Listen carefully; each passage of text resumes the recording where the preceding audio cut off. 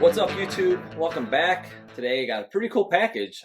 Major thank you to Developer Boring. They sent me these 1985 reproduction of the Chicago Air Jordan 1. So again, thank you so much. It's got a lot of cool little bells and whistles before we actually get into the shoes themselves. Really thick cardboard, very durable, nice box. And even when you open it up, it's just really cool.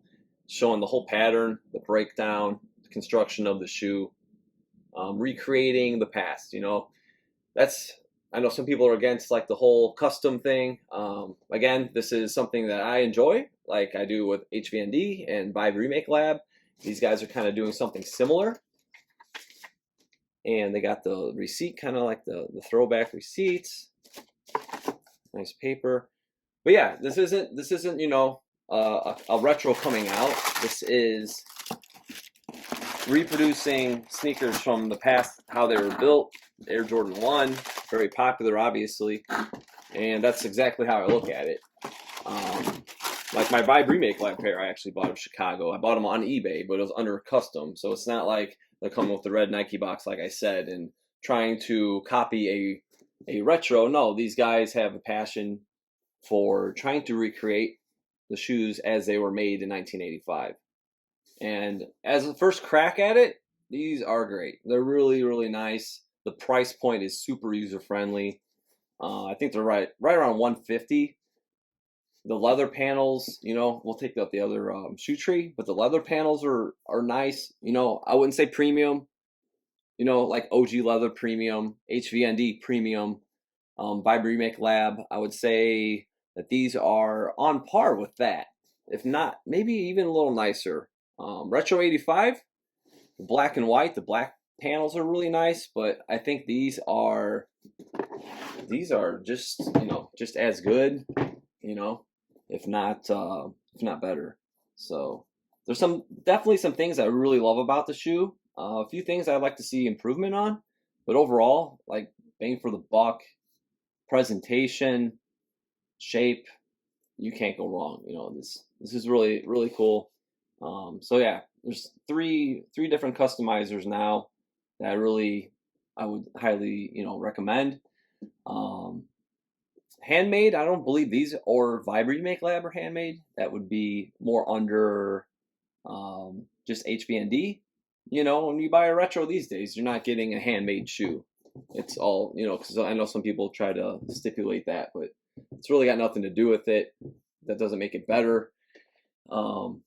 As a consumer's, like a preference, you could say. Obviously, handmade is cooler and technically a little more time and effort, whatever. But this, production wise, however they're doing a good job. So consistency's there between these shoes. Materials again, very sleek toe. You got the heavily embossed Air Jordan. Kind of reminds me of the TH Factory. Retro 85 is a little embossed like that too. Very nice straight heel, even straighter, I believe, than the Retro 85. So yeah, some great things. Again, this isn't like a copy of the Retro 85. They're trying to make the shoes like the originals. So that I do appreciate. I think it's cool. I think it's a really neat thing. Again, it may not be for everybody, and that's absolutely fine. I think it's a-okay if you like or dislike something, and I like it, so that's why I'm showing you guys. They also did the nice thick polyurethane insole, just like the originals. In black, it was originally in red on my OG pairs in the back, but still looks great. They got both registration logos, as you can see. And another thing is they got the boarded underneath the midsole, that's like the OG as well. Nice cupped midsole and outsole, looks great. Got the shape of like the Retro 85, you could say. Vibe Remake Lab does that too, with like more of the oxidized vintage look. These are basically like the factory fresh look, which is really cool. Everybody's kind of doing their own take, which I also can appreciate. We are going to do a comparison with the OGs, just so you guys can kind of see the materials and the build next to one another. and we'll hop into that next. All right, so here we have a front end shot, and we have our 1985 and our developer boring pair on the right. And just before we get into it, this is a 10.5, and we got a size 11. So there definitely is a size scale difference. I've mentioned before the original Air Jordans, Nikes, back in the 80s and 90s, the scale is definitely smaller, most of the time more narrow. So you see that a lot reflected into today's retros. So I'm not saying that these are, obviously this is more of a modern scale size shoe, but not saying it's like a bulkier shoe or anything. But definitely the size difference is more true to our modern day sizing. But yeah, the first thing, we'll just start from the top. The collars are a little crunchy and stuff. I don't want to like try to separate just how they were stored over the years. So I just leave it as is, but you can definitely see that that looser woven stitching on the Nike branding, and it's more refined here, like we see a lot of the modern day stitching, which is one thing I really like about the Retro 85, because they kind of came back to that. They were doing this with a lot of the retros, and they kind of got back to that original weave. If you look at like the Band Air Ship, that's like definitely one of them that they really knocked out of the park. The padding of this one's kind of sadly disintegrated. I'm just going to leave it as is. The padding here looks great. It's just white underneath.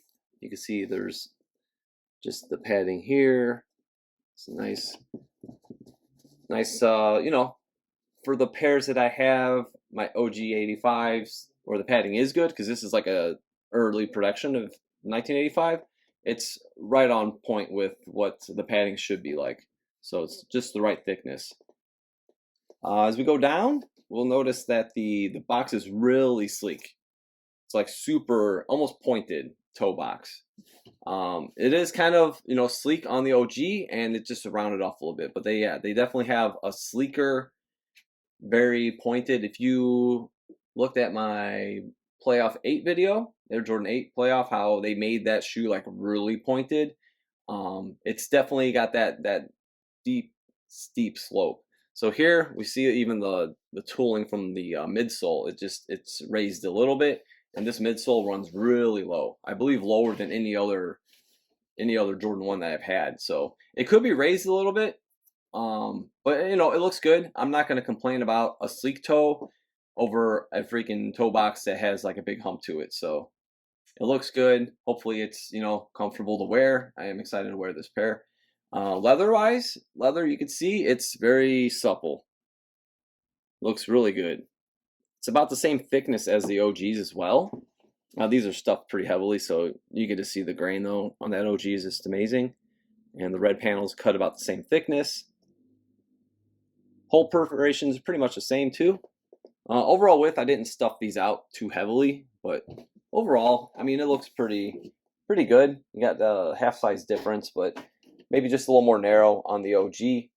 And that will also reflect back when we look at the outsoles. All right, we're talking about the heel build next. They look really good. I really like how they, the pattern they have, the cut of the leather, the thickness looks nice. This is a slightly wider, this cover that goes over the swoosh and the white panel. But overall, it looks really good. You're gonna think it looks wider. Remember, this one was laced. This is actually the unlaced one. So if you just give it a squeeze and you look at the back panel, it's pretty close. And remember, it is a half size. Most retros, are wider, quote unquote. But again, this looks a pretty good build for like a 1985 representation. The midsole tooling, you can see it's got that kind of the OG kind of style, to where this was pounded out, but they're all very different. That we see with like the Retro 85, and we see also with by Remake Lab, they have those cup soles like this as well. But yeah, I like the collar. I think the material feels good. I would say like the structure, if you guys have the Retro 85, it's a little soft. It's not terrible. It's not like I'm gonna wear these and it's gonna have funky creases on the back ankle, like I say with the shattered backboard, because those, like, if you guys ever see a pair that's heavily worn, they're like creased and just total funky. But I feel like they could be enforced just slightly more, toward going up and along the sides a little bit. But again, it's not terrible. But just a slight improvement on that. The lining right here on black just got a little more of a texture to it, where it's a little finer here. Also, when you go down to the OGs, you got different factories to where they use different materials for different cuts for the collar. So this similar, got that finish to maybe STP shape, just kind of like how the Retro 85 is. So yeah, they got like the OG style tags. You can see these are very, very thin. I'm not going to pull too hard because got them laced up and just naturally preserved. Yeah, you can see it's definitely yellowed a little bit. Since we're back here, we'll just pop out. You got the 2023 9 and size 11. Developer boring. There you go. The DB. That's what that stands for. But yeah, I mean, look at the back heel. If you're going line for line, it's a pretty solid build. Even when they're not laced up. Laced, not laced. Laced, not laced. All right, we're going toe to toe, and like I mentioned earlier, it's very sleek, almost pointed. Doesn't look bad, but they did go pretty pointy, and this the cup sole runs really low. It doesn't have any curve up to it, or there's slight curve. These are like pretty much dead stock. Maybe they were worn very lightly. Nothing substantial to where it would curl. So this is pretty true to how the originals were, right out of the factory. But yeah, just really sleek. It looks good though. The reds are pretty similar. As you can see, this is a little slightly wider cut. But line for line looks pretty good. I would elevate the swoosh just ever so slightly. You can see the amount of space here, and you can see on the OG. Kind of only see that on the Retro 85 as well, where there's just a little more space on the OG. Yeah, just the white. I'll bring it closer. The white edge, the leather feel, the panels, they look good. They're nice. Feels good. I'd imagine these are going to break in really nicely when we wear them. Wings logo, it's nice. Embossed, like I mentioned earlier. Yeah, there's nothing like too obvious. I would point out that something I dislike about it. They look really well representation from 1985. All right, so we're looking just to heel from a side view, just to show the build and the height's pretty much on point. It looks really good. I like the collar cut. Really well done. You can see even just the shape, the way it comes around. Leather, remember it is vinyl on the OG. Swoosh, you can see is a little lower. Nothing crazy, but it just comes down ever so little bit. And that's the same thing we see with the Retro 85. So the big difference, and I'll say this for the Retro 85 and for this one, is the cut here. So if you see this cut on the back heel, how high it comes riding up. So if you have this higher cut, it's going to raise the swoosh. So that's the one big thing with the Retro 85, and I'd say with their product, that they could adjust just to get it a little higher up, and it's going to raise that swoosh just to where it needs to be. As you can see right here to here, that the heights are definitely different. But overall, line for line, besides that, pretty good. Just do a little quick look at the outsoles here. Definitely some oxidation on the OG on top and the Retro on the bottom. A little color difference. Flatter, like we see with the originals. Just the stars a little smoother finish, and then these more pronounced, kind of like the Retro 85 you see, the modern day Retro Jordan 1s. Yeah, a little flatter, you could say. That probably has something to do with the way it lays on the table, how we said that everything was so flat. So this one's kind of more formed to, the shape of a foot, you could say. Because this is very flush, very flat, and this one's a little more rounded. You can kind of see that this is raised a little bit, so natural shape with your foot.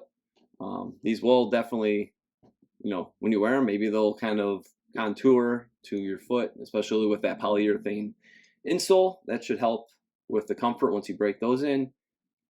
But yeah, not too much difference, otherwise the Nike branding and the tooling pretty much is all very, very similar.